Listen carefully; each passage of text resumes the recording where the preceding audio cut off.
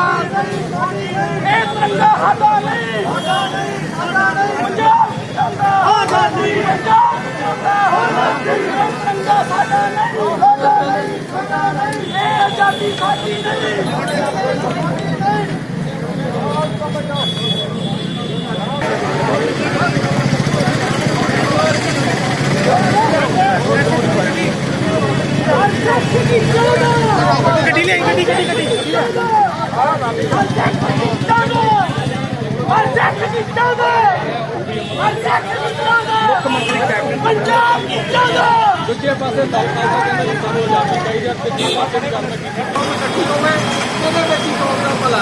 ਖਾਲਿਸਤਾਨ ਜਿੰਦਾਬਾਦ, ਖਾਲਿਸਤਾਨ ਜਿੰਦਾਬਾਦ, ਖਾਲਿਸਤਾਨ ਜਿੰਦਾਬਾਦ।